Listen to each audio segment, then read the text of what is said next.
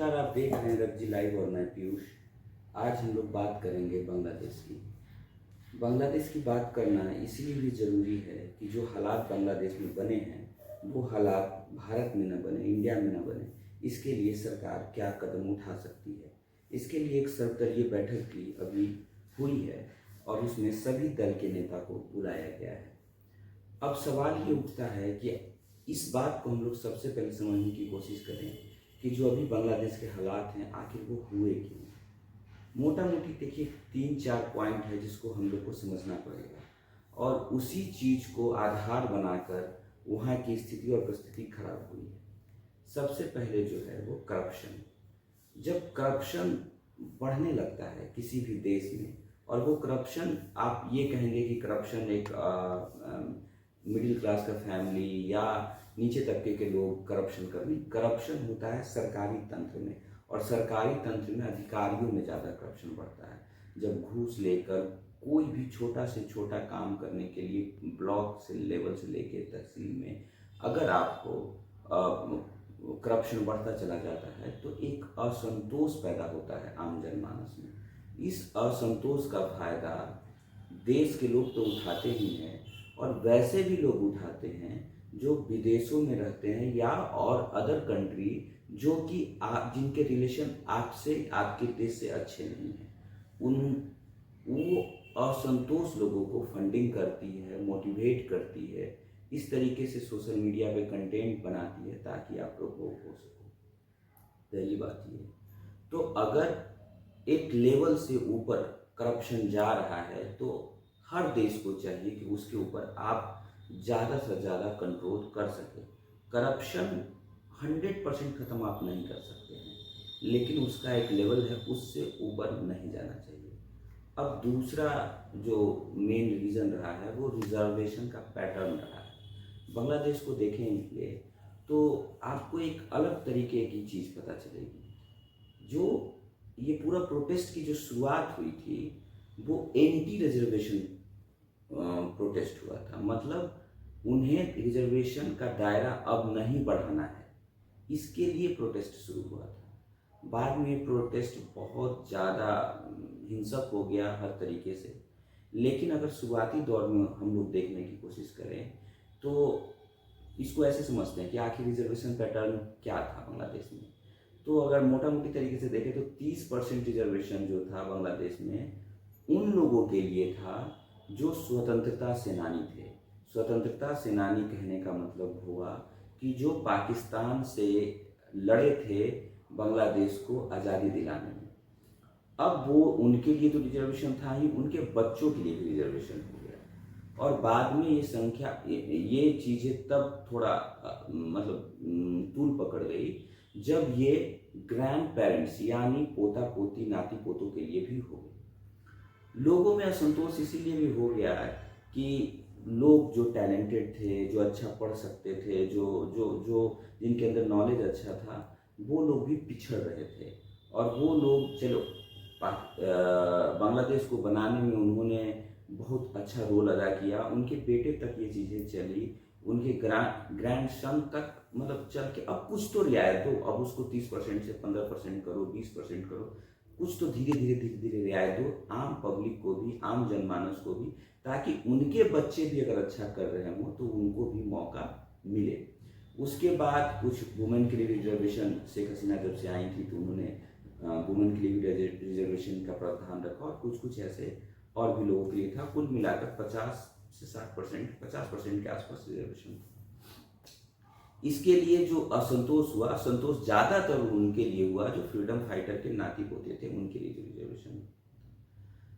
लोगों का ऐसा मानना था, लोगों का ऐसा कहना था कि चलिए आपके दादा ने आहुति दी, मतलब अपने प्राण की आहुति दी, या वो लड़े और बांग्लादेश आज़ाद हुआ, हम लोग सब लोग आज़ाद हुए, लेकिन आपके पिताजी को वो मिला। लेकिन अब ये जनरेशन टू जनरेशन अगर ये लगातार मिलता चला जाएगा तो बांग्लादेश के उन बच्चों का क्या होगा जो सच में मेरिट पे आते हैं। धीरे धीरे भारत को भी इन चीज़ों पर ध्यान देना पड़ेगा। ध्यान इस कदर देना पड़ेगा कि रिजर्वेशन का सीमा एक लेवल से ऊपर ना जाए, इसका खासा ख्याल रखें। हालांकि सुप्रीम कोर्ट में भी लगातार इस पर बहस चल रही है और कुछ रिजेक्शन भी पिछले दिनों आया है कि आप एक सीमा तय कीजिएगा कि इससे ज़्यादा रिजर्वेशन कभी नहीं हो। भारत की खूबसूरती ये है कि यहाँ न चाहते हुए भी पक्ष विपक्ष कुछ हद तक एकजुट दिखाई देते हैं जब बात देश की आती है।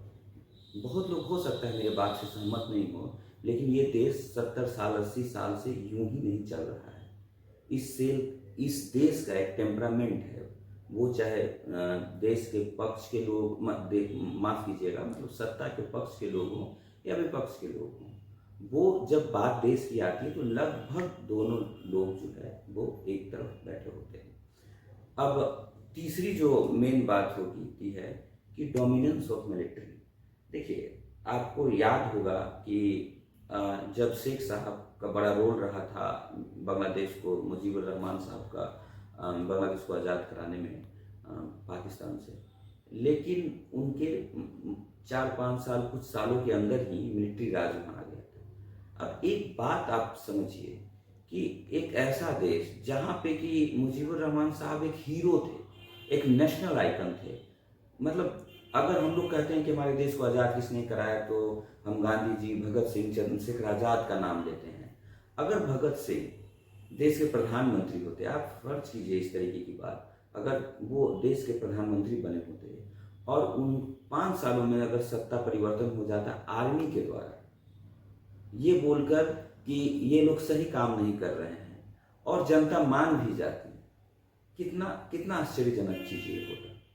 ये चीज़ बांग्लादेश में हुआ है। तो जो डोमिनेंस था मिलिट्री का, वो डे 1 से बांग्लादेश में ज़्यादा था। और चूंकि बांग्लादेश सेपरेट हुआ था पाकिस्तान से, जैसे हम सेपरेट हुए थे ब्रिटेन से, तो जब हमारा जो रूल रेगुलेशन सब कुछ था, वो इनिशियल फ्रेमवर्क में लगभग 80% ब्रिटिश से आयातित था। जो ब्रिटिश जिस तरीके से रूल रेगुलेशन बनाए थे, लगभग 80% हमने जस्ट कॉपी पेस्ट किया। सेम चीज़ जो था बांग्लादेश के साथ भी यही सेम प्रॉब्लम था। वो चूंकि उनके पास समय नहीं था, संविधान बनाना था, बहुत सारे काम करने थे उस देश में, तो जो एक पैटर्न बना हुआ था पाकिस्तान का, उस पैटर्न को लगभग उन्होंने कॉपी पेस्ट किया और आगे बढ़े। अब चूंकि पाकिस्तान में तख्ता पलट, आर्मी का डोमिनेंस सब कुछ था, उसी पैटर्न पे बांग्लादेश आगे बढ़ी। धीरे धीरे ये हाल हो गया कि 4 से 5 सालों में, 7 सालों में मिलिट्री का डोमिनेंस इतना बढ़ गया कि जो कभी बांग्लादेश के हीरो हुआ करते थे, उनको सत्ता से हटाया तो गया ही, साथ में उनके बच्चों की हत्या की गई। आप इस बात को समझिए। और शेख हसीना इसीलिए बची रह गई क्योंकि उस समय वो जर्मनी में पढ़ाई कर रही थी। अगर उस देश में उस समय होती तो समझिए। और शेख हसीना इसीलिए बची रह गई क्योंकि उस समय वो जर्मनी में पढ़ाई कर रही थी। अगर उस देश में उस समय होती तो पूरा परिवार खत्म हो चुका होता। फिर देखिए, होता क्या है कि जब आप भी कुछ आक्रामक काम करेंगे तो उसका एक लिमिटेशन है। उसके बाद अंततः लोग शांति ही चाहते हैं। शांति ही पूरे विश्व का अंतिम उपाय है। तो 10 साल 15 साल लोगों को लगा कि नहीं ठीक है, आर्मी राज आएगा, सब कुछ अच्छे से होगा, लेकिन लास्टली अल्टीमेटली उन्होंने ये फील किया कि नहीं, देश तो चलेगा तो एक डिप्लोमेसी से चलेगा, डेमोक्रेटिक तरीके से चलेगा, शांति होनी चाहिए, आपसी भाईचारा होना चाहिए लोगों में। फिर इलेक्शंस हुए और तब शेख हसीना चुन के आई और देश की प्रधानमंत्री बनी। 20 सालों तक फिर उन्होंने बहुत अच्छा शासन चलाया। फिर उलटफेर हुआ, खालिदा जिया आई, फिर वापस से शेख हसीना आई। मोटा मोटी तौर पे अगर आप बांग्लादेश की हिस्ट्री समझना चाहोगे तो जब शेख हसीना की सरकार रही है, बांग्लादेश की करेंसी की वैल्यू बढ़ी है, बांग्लादेश की इज्जत इंटरनेशनल मार्केट में बढ़ी है, बांग्लादेश का जीडीपी बढ़ा है। और ये क्यों बढ़ा है आप ये समझिए। इसीलिए बढ़ा है क्योंकि बांग्लादेश में शांति थी, बांग्लादेश में सेना पर अंकुश था और एक एक तरीका था जिसमें कि बिजनेस आप आराम से कर सकते हैं, आपको कोई डिस्टर्ब नहीं करेगा। अभी 3 4 5 सालों में, या कह सकते हैं 1 दशक में, जो स्थिति और परिस्थिति बनी है उसको अगर आप गौर से देखेंगे तो आपको ये दिखेगा कि जो इस्लामिक डोमिनेंस है वो बांग्लादेश में ज़्यादा दिखा है। और इसी वजह से कुछ कुछ लोग जो हैं, जो शांति के रास्ते को पसंद करते थे, जो अमन चैन के रास्ते को पसंद करते थे, कहीं ना कहीं वो थोड़ा सा उनसे डाइवर्ट होते नजर आए। मतलब देखिए, एक कट्टर इस्लामिक आइडियोलॉजी जो है ना, वो मतलब कहीं ना कहीं जो है वो बांग्लादेश पर हावी हो रहा था, जिसका इफेक्ट आपको धीरे धीरे अभी तो नज़र आया और धीरे धीरे आने वाले समय में भी नज़र आएगा। इंडिया में भी आप जिस तरीके की चीज़ें देखते हो, कभी हिंदुत्व को लेके और सब चीज़ों को लेके जो चीज़ें आती है, लेकिन अच्छी बात इंडिया में क्या है कि इसको बहुत ज़्यादा वेटेज नहीं मिलता है। ना ही मतलब इलेक्शन में भी आप इस बार का भी रिजल्ट देखो तो ये साफ साफ बता रहा है कि अगर आप लगातार एक ट्रैक पे अगर आप बैटिंग करोगे तो लोग मतलब आपको सपोर्ट नहीं करेंगे। चलिए, ये तो हमारी खूबसूरती है। चौथी बात जो मोटा मोटी जो अभी हमने आपको बताई कि जो रिलीजियस आउटफिट हैं, जो जो धर्म के नाम पे लोगों की मतलब धर्म के नाम पे राजनीति कर रहे हैं या लोगों को भड़का रहे हैं, ये कह रहे हैं कि सिर्फ हम ही लोग अच्छे हैं, बाकी लोग को खत्म हो जाना चाहिए। वैसी स्थिति जब पैदा होती है किसी भी देश में, चाहे वो बांग्लादेश हो, चाहे फिर अगर कभी इंडिया में भी पैदा हुआ, हालांकि अभी तक हमारा देश इससे मतलब बचा हुआ है, तो कोई भी देश में इस तरीके की चीज़ें होती है, हम लोगों ने बहुत सारे खाड़ी देशों में ये चीज़ें देखी है, तो अगर होती है तो उससे परेशानी मतलब आपको वो तुरंत नहीं दिखेगा, वो धीरे धीरे धीरे धीरे आपके इमोशंस को कंट्रोल करेंगे, आपके माइंडसेट को कंट्रोल करेंगे, और धीरे धीरे वो एक रिवोल्यूशन की तरफ बन जाता है। पता नहीं चलता है, आप आंदोलन करते हो, आपको लगता है कि ये चेंज के लिए हो रहा है, ये बहुत कुछ के लिए हो रहा है, और अल्टीमेटली आपको पता चलता है कि इससे हमें कोई फायदा नहीं हुआ। अभी अगर आप देखें, जो अगर पूरी तरीके से इस रेवोल्यूशन को अगर आप देखते हैं तो आपको पता चलेगा कि शेख हसीना ने सुप्रीम कोर्ट के आदेश के बाद जो है विधायिका को पावर को यूज करते हुए उन्होंने इस रिजर्वेशन को खारिज कर दिया था। इसके बाद मतलब कुछ दिनों तक ये शांत रहा बांग्लादेश, उसके बावजूद भी लोग शांत नहीं रहे, जो भी लोग थे मतलब वो मतलब हिंसक हो गए। तो इसके पीछे ये तो एक मोटा मोटी यही एक कारण तो नहीं रहा होगा। कहीं ना कहीं वो 5 10 15 सालों में धीरे धीरे वो फिट किया जा रहा था, उनके माइंड दिमाग में उनके माइंडसेट को ऐसा बनाया जा रहा था। तो इस बात को सबको माइन्यूटली समझना पड़ेगा कि जब रिलीजियस आउटफिट किसी भी कंट्री, किसी भी सोसाइटी पर जब हावी होने लगती है तो इसका दूरगामी जो इफेक्ट है वो बहुत बुरा होता है। आज बांग्लादेश को अगर हम लोग देख रहे हैं जो चल रहा है, मतलब घरे लूटे जा रहे हैं, तोड़े जा रहे हैं, हर चीज़ को तोड़ फोड़ किया जा रहा है, आगजनी किया जा रहा है, इंफ्रास्ट्रक्चर को बर्बाद किया जा रहा है। तो ये इंफ्रास्ट्रक्चर है किसका? आपको तो दे दिया गया था ना, आपको रिजर्वेशन नहीं चाहिए था, शेख हसीना जी ने रिजर्वेशन को खत्म कर दिया था।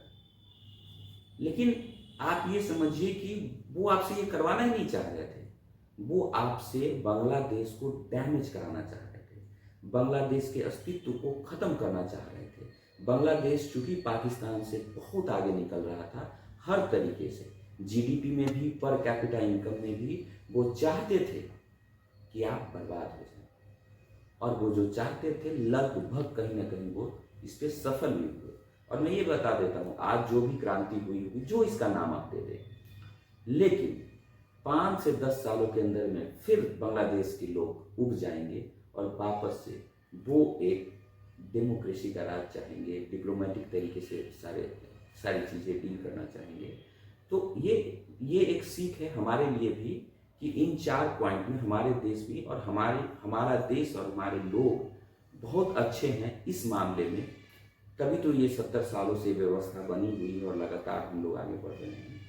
तो ये एक हमारे लिए भी सीख है, और हम लोग सब लोग को ये बात समझना पड़ेगा कि चाहे वो रिलीजियस आउटफिट हो, चाहे रिजर्वेशन का जो एक पैटर्न है उसके लिए बहुत ज़्यादा ये नहीं होना है, कुछ काबिल लोगों को भी मौका देना है, ताकि जो एक मतलब वैमनस्यता है वो नहीं आए लोगों के दिमाग में, और लगभग लोगों को, कुछ लोगों को ही सिर्फ मौका नहीं मिले, सबको मौका मिले। तीसरा जो है वो करप्शन ये सरकार को बहुत जरूरी है इस चीज़ पर रखना कि करप्शन एक लेवल से ऊपर ना जाए। तो मोटा मोटी इन चीज़ों को अगर हम लोग सब लोग इस पर नज़र रखते हैं तो जो बांग्लादेश की आज स्थिति है वो हमारी स्थिति कभी नहीं होगी।